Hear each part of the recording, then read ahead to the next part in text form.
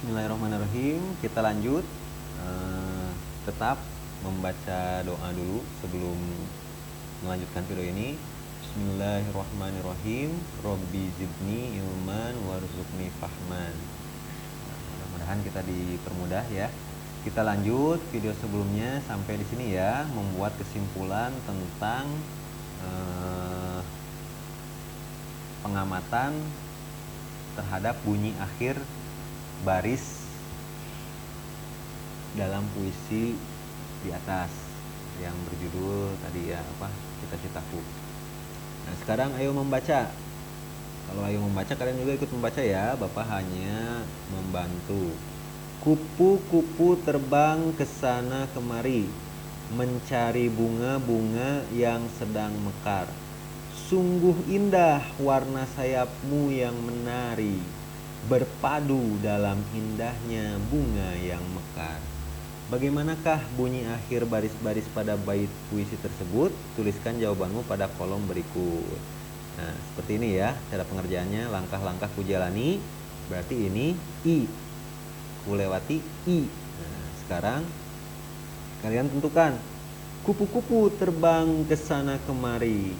Bunyi vokal terakhirnya apa nih? Tulis di titik-titik yang ini ya. Nah, sama baris-baris berikutnya juga tulis. Bapak yakin kalian sudah mengerti dan bisa mengisinya. Tahukah kamu bunyi vokal akhir pada baris-baris puisi disebut rima? Nah, ada tambahan lagi nih 3. Tadi baris puisi, terus bait puisi. Sekarang kalian bertambah lagi tulis rima, unsur yang ketiga yaitu bunyi vokal akhir. Ada jenis puisi yang memiliki rima teratur, misalnya AI, AI, atau lebih dikenal dengan AB, AB. Bukan AI, AI ya. Rima tersebut biasanya terdapat pada jenis puisi lama, seperti pantun. Pantun adalah sebuah bentuk puisi yang terdiri atas 4 baris dengan rima akhir AB, AB. Setiap baris terdiri atas 5 atau suku kata. Nah, kalau pantun kalian pasti sering melihatnya di televisi. Masak air biar matang, masak air biar matang. Nah, itu biasanya ya awalannya. Tapi biasanya gini, seperti ini. Kalau ada sumur di ladang, bolehlah kita menumpang mandi. Kalau ada umur yang panjang, bolehlah kita bertemu lagi. Nah, itu juga kan AI, atau dalam rumus menulis puisi rimanya itu AB, AB, karena berbeda ya. Ayo mencoba, carilah sebuah puisi anak dari berbagai sumber informasi. Nah, kalian cari puisi mau di Google, cari aja puisi anak, cari ya. Kamu dapat mencarinya di majalah anak atau koran anak. Nah, boleh juga kalau kalian berlangganan majalah dan koran khusus anak, pasti di situ ada. Guntinglah dan tempelkan pada bukumu. Nah, kalau di majalah dan koran digunting. Kalau kalian browsing di Google berarti di print ya. Jangan lupa menuliskan nama penulisnya dan sumber informasi yang kamu gunakan. Salinlah puisi tersebut, lalu tentukan vokal terakhir dari setiap baris puisi tersebut. Tukarkan hasil pekerjaanmu dengan teman sekelompokmu yang terdiri atas 4 orang. Bandingkan hasil temuanmu, apakah kesimpulanmu? Nah, simpulkan ya, boleh saling tukar dengan teman 1 orang saja, atau boleh dengan teman yang ada di kontak kalian ya.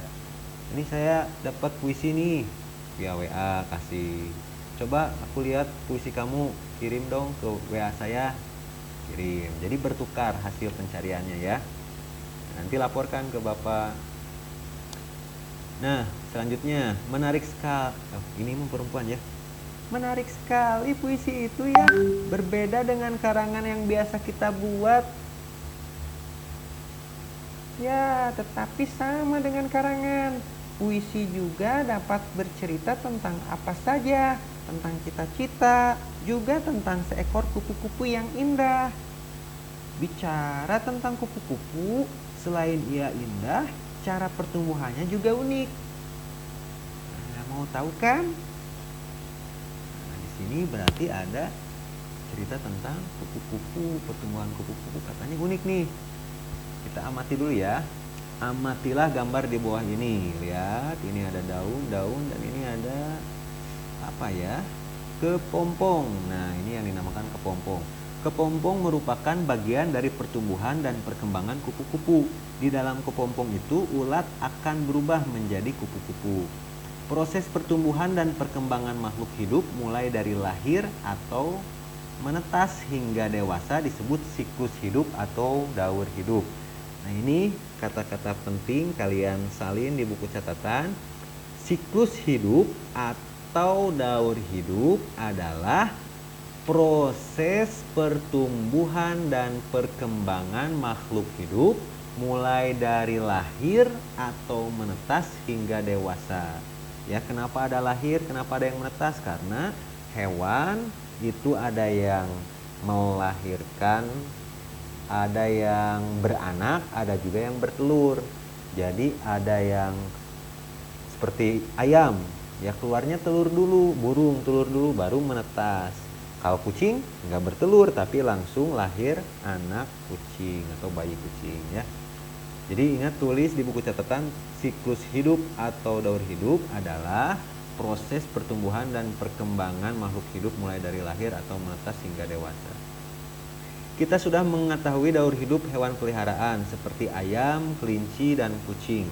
Kupu-kupu memiliki daur hidup yang berbeda dengan daur hidup hewan-hewan tersebut. Kupu-kupu mengalami proses perubahan bentuk selama daur hidupnya.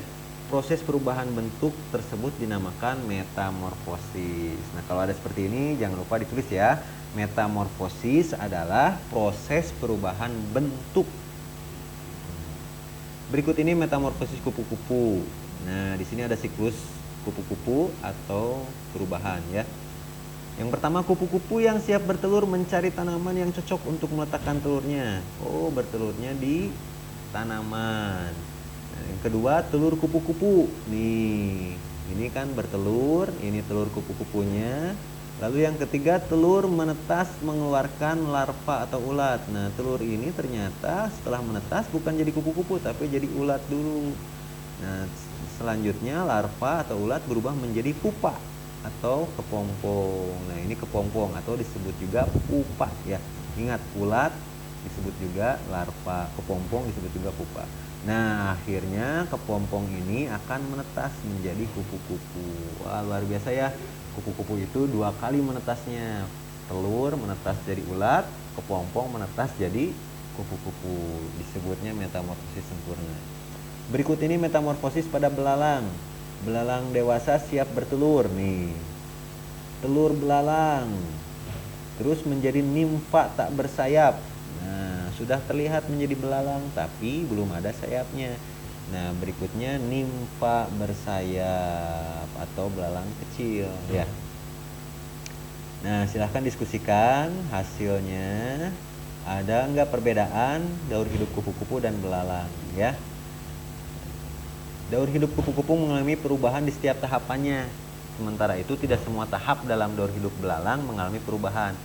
Kupu-kupu mengalami metamorfosis sempurna.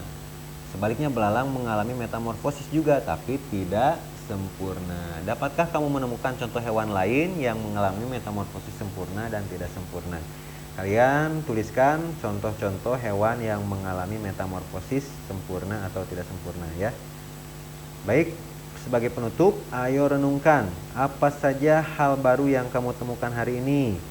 Keterampilan apa saja yang kamu kembangkan hari ini? Hal menarik apa saja yang kamu alami dalam kegiatan pembelajaran hari ini? Di pembelajaran kedua ini tulis semuanya ya. Penemuan-penemuan terbaru tentang keterampilan, tadi kita bernyanyi bersama ya. Terus hal menarik apa yang dialami? Yang terakhir, kerjasama dengan orang tua ya. Siswa dibantu orang tua mencari gambar-gambar dari majalah bekas atau koran bekas untuk membuat daur hidup hewan. Nah, ini karena sekarang zamannya juga sudah ada medsos atau googling, bisa boleh di Google tapi di print ya. Gambar-gambar tersebut digunting lalu ditempel. Nanti boleh kalau sudah jadi rapi dikumpulkan. Ya, terima kasih anak-anak. Jangan lupa ketika kerjasama dengan orang tua, sikap hormat dan santun harus dijunjung tinggi. Jangan berkata kasar. Terima kasih. Jazakumullah khairan kasiron. Sampai jumpa lagi. Assalamualaikum warahmatullahi wabarakatuh. Tetap semangat.